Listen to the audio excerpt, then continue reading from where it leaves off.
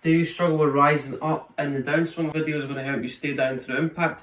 It's going to improve your probability of making efficient contact. It's going to enable you to make ball turf contact. So this video is going to help you stay down for the duration of the downswing and improve your launch and impact conditions. Golfers, welcome back to the channel. In today's video, we're going to talk about shoulder tilts in the backswing and also in the downswing.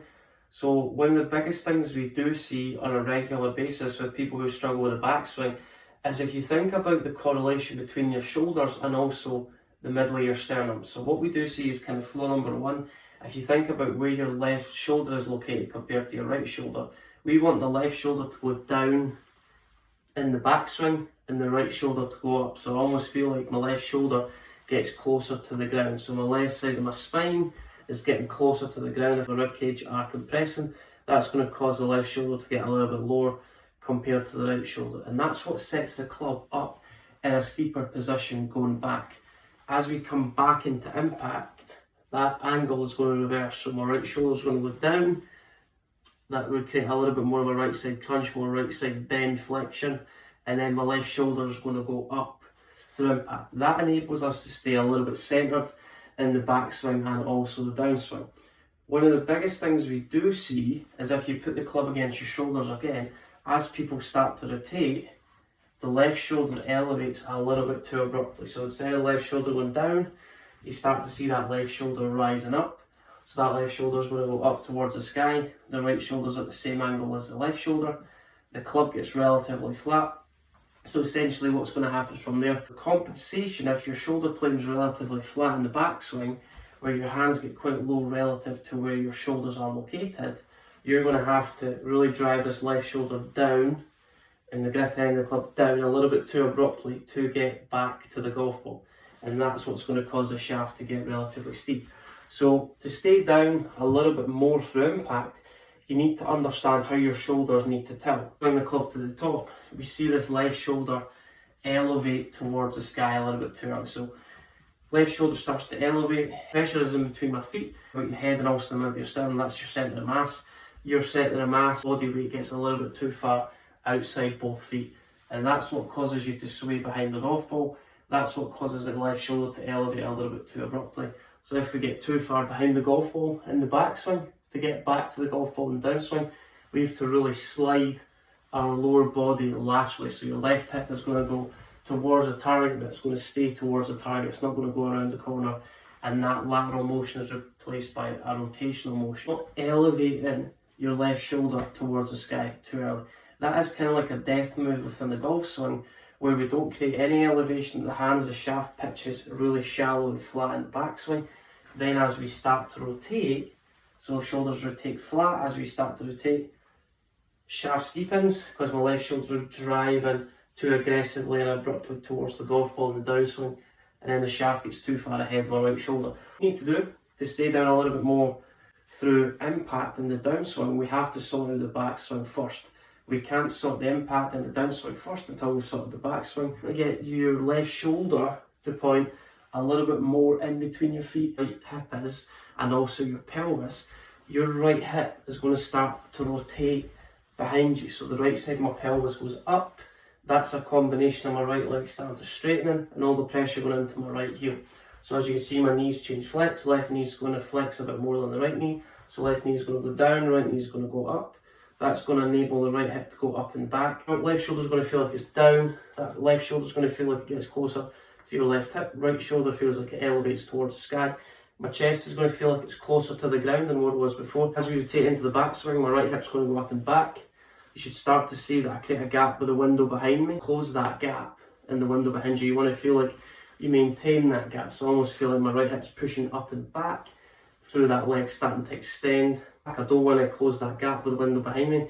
Two feelings, I want to try and feel like my right leg gets a little bit straighter in the backswing, and I'm going to enable that right hip to go back. So as you can see from there, you can see the whole window now. I'm starting to increase the gap with my right hip going up and back, as opposed to swaying. It's going to go up and back, and as you can see from there, that creates a lot of rotation into my right side, and it enables me to create a bigger gap between my right hip and the window behind me, and also encourages the pelvis to start rotating, which is going to add arm depth in the back. Left shoulder is going to go down, right shoulder is going to go up. Feel number two is your right hip's going to go up and back, so I feel like I'm turning my right hip into the heel of my right foot. So I'm turning my right hip into my right heel. That's a great feeling. So you should feel like you create a little bit more upper body rotation in the upper back and the thoracic region.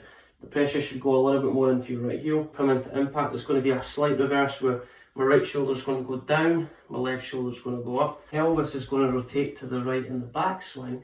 Then if I flip the club head, you see that my right hip's further back than my left hip. Then as we come into the downswing, where we stay a little bit more down through impact, as our pressure starts to move left. So the left side of my pelvis starts to open up. My pressure's moving into my left side. If my pelvis opens up to the left, my chest is pretty much going to match the angle of my pelvis. So you're going to rotate to the right with the pelvis in the backswing. So the grip end of the club is going to go back in the backswing. My left shoulder is going to feel like it's down close to the ground compared to what it was before. My chest feels like it's a little bit over the golf ball. Left knee is going to move ahead of my right knee.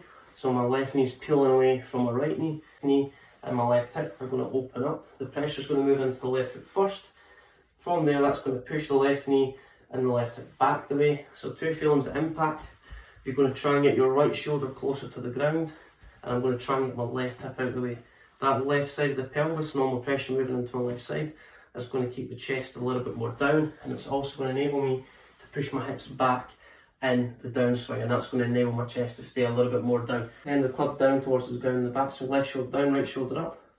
We're going to feel like I'm turning my right hip into my right heel. That's going to enable the right side of the pelvis to start slightly increasing its height. So left side of the pelvis is going to go down, right side of the pelvis is going to go up. Come back into impact, the pelvis is going to start to rotate to the left. We start with the downswing, my left knee is going to push down into my left foot. My pressure is going to start to move into my left side, and then from here, the left side of my pelvis is going to start to open up. That look from a reverse down the line perspective, you're not elevating that left hip. You feel from here, the grip end of the club is going to disappear around as you're trying to push left knee into left foot. That's going to get the pressure to move into the left side. So left knee into left foot. That's going to enable my chest to stay a little bit more over my left side. Then as we come into impact, so the pressure is moving in, so laterally first, then you're going to start to rotate. How does that feel? The grip end of the club is a reference point on my left hip, so left hip's going to work behind. So left hip, I'm trying to turn my left hip into my left heel, so the grip end of the club disappears a little bit earlier. Left hip into left heel. You can see as I come into the downswing, my pressure's moving left. You can start to see the back of my left pocket. That's a reference point where my left hip starts to rotate a little bit more open, and my belt buckle is going to face the target. So left hip open. So left knee and left hip around the corner starting to open. So turn that left hip into your left heel. Chest is going to stay a little bit more down into impact. A good way to authenticate this is get to the top of the backswing. Feel like you're pushing your glutes into your heels. So feel like I'm pushing my glutes into my heels. How does that look? My left hip is going to start to rotate into my left heel. I'm pushing my hips back the way. So I feel like I'm pushing my hips back the way into my heels. That's going to keep my chest down. Push the hips back into the heels. Chest stays a little bit more down towards the ground. That's going to enable us to stay a little bit more down. Back, left shoulder down, right shoulder up. Remove the pressure into the left side, so left knee moves further away from right knee. Come into the downswing. My right shoulder's going to go down, my left shoulder's going to go up. Right shoulder's going to go down, left shoulder's going to go up. From there, my right hip's going to rotate in the backswing. Right side of the pelvis is going to go to the right. As we come into the downswing, my left side of my pelvis is going to rotate to the left. And an easy way to explain that is your lower body starts to open up through impact. Right hip into right heel in the backswing, left hip into left heel in the downswing.